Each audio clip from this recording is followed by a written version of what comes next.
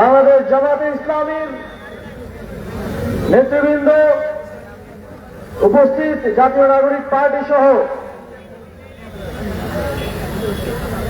11 দলীয় ঐক্যের অন্যান্য রাজনৈতিক দলের নেতৃবৃন্দ এবং প্রিয় দেবিদ্বারবাসী, আমরা ইতিহাসের একটি সন্ধিক্ষণে দাঁড়িয়ে আছি। আগামী 12 ফেব্রুয়ারি বাংলাদেশের ভবিষ্যৎ কেমন হবে তা নির্ধারণ করবে। 5 আগস্ট শেখ হাসিনার পরাজয়ের মধ্য দিয়ে, বিদায়ের মধ্য দিয়ে বাংলাদেশের ভবিষ্যৎ একবার নির্ধারিত হয়েছে। 12 ফেব্রুয়ারি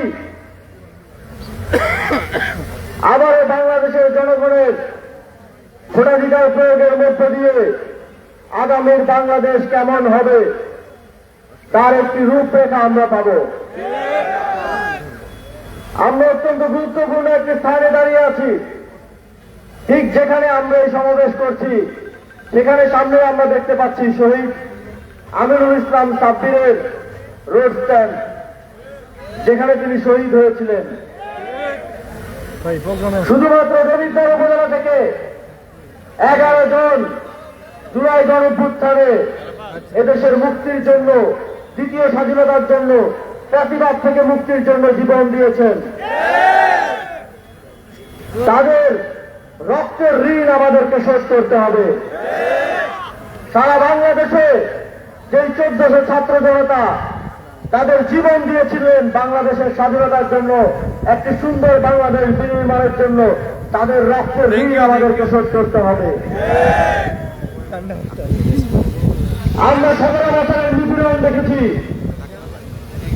বাংলাদেশের মানুষ 17 বছরের নিপীড়নের পর গত 17 মাসে আবার আরেক ধরনের নিপীড়নের শিকার হয়েছে।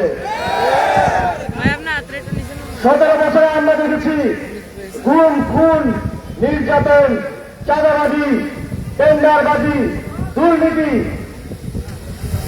যত ধরনের অন্যায় অনাচার আছে শেখ হাসিনার ফ্যাসিবাদের পক্ষ থেকে আমরা সেগুলো পেয়েছি। কিন্তু গত 17 মাসে ক্ষমতায় না থাকা সত্ত্বেও একটি দল ঠিক সেই একই রকমের অভিজ্ঞতা বাংলাদেশের জনগণকে দিয়েছে। সুতরাং সেই অভিজ্ঞতাই আমাদের ভোটাধিকার প্রয়োগের জন্য, সিদ্ধান্ত গ্রহণের জন্য যথেষ্ট হওয়া উচিত।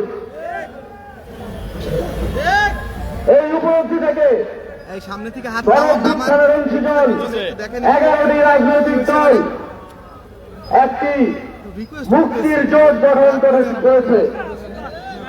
বাংলাদেশের জনগণকে সন্ত্রাসের বিরুদ্ধে, চাঁদাবাজের বিরুদ্ধে, অন্যায় অনিয়ম, ব্যাংক লুটেরাদের বিরুদ্ধে একটি বাক্সে ভোট দেওয়ার সুযোগ করে দেওয়ার জন্য ঐক্য গঠিত হয়েছে। আপনারা কি একটি বাক্সে ভোট দিতে প্রস্তুত? সারা বাংলাদেশে 300 আসনে 11 দলীয় জোটের পক্ষ থেকে প্রার্থী ঘোষণা করা হয়েছে। বাংলাদেশের মানুষ এই ঐতিহাসিক প্রেক্ষাপটে সেই 11 দলীয় জোটের প্রার্থীদেরকে ভোট দিয়ে বিপুল ভোটে জয়যুক্ত করবে ইনশাআল্লাহ। সংগ্রামী বন্ধুগণ, কুমিল্লা আমার জন্মস্থান। আপনাদের পাশের উপজেলায় আমার জন্মস্থান। আপনারা দেখেছেন বিগত 15 মাস যখন আমি দায়িত্বে ছিলাম, আমাদের অভাগা, আমাদের বঞ্চিত কুমিল্লার উন্নতির জন্য আমি কাজ করার চেষ্টা করেছি। কুমিল্লাকে বিভাগ হিসেবে বাস্তবায়নের জন্য গত 1.5 বছরে যত প্রক্রিয়া সম্পন্ন করা প্রয়োজন সকল প্রক্রিয়া সম্পন্ন হয়ে গেছে ইনশাআল্লাহ।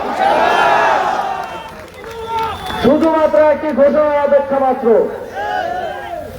কোন রাজনৈতিক দল যেই ক্ষমতায় আসুক, কুমিল্লাকে বিভাগ হিসেবে ঘোষণা করা ছাড়া এখন আর কোন উপায় বাকি নেই। আমরা আগামী দিনের পক্ষ থেকে স্পষ্টভাবে বলতে চাই, আপনারা যদি আমাদেরকে নির্বাচিত করেন, ক্ষমতায় আসার 1 মাসের মধ্যে কুমিল্লাকে বিভাগ হিসেবে ঘোষণা করা হবে।